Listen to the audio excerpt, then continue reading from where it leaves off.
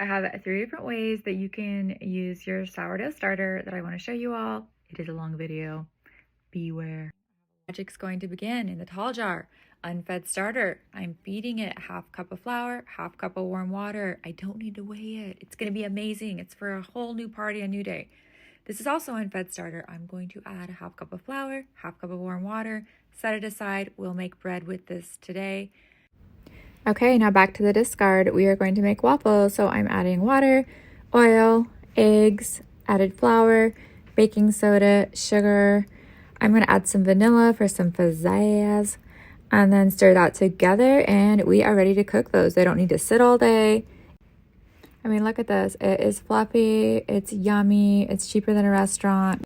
Okay, so the sourdough starter that I added a ½ cup of flour and water to, it's been sitting about, I don't know, maybe 30 minutes, 40 minutes. I'm now going to start making the rest of that bread dough. If you love weighing your ingredients, this is not a knock. That's amazing for you and your scale. Stir it together. It's going to be a shaggy dough. I mean, take a look at this. It's moist. It's going to stick to your hands. It's shaggy. That's okay.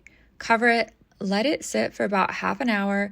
And then we're going to start our stretch and folds. And the stretch and fold is really what's going to help bring that strength. Look at it. It already looks good. Like it's just been sitting there. It's like it is ready to go. Look at that. It looks amazing. So yeah, you just grab one edge, stretch it up, stretch it over.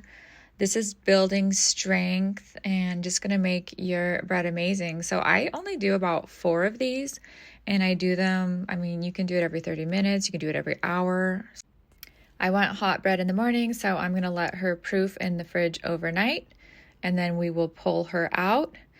And you will see how amazing. She had a great time in the fridge overnight. She's very happy.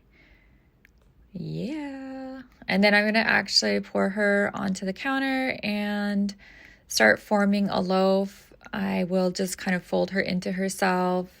You can watch kind of my process. It's nothing really official, but I get her basically into a nice round formed loaf.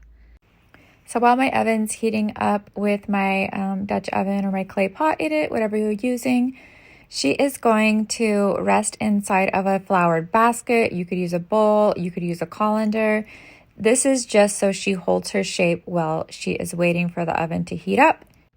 She's ready to bake.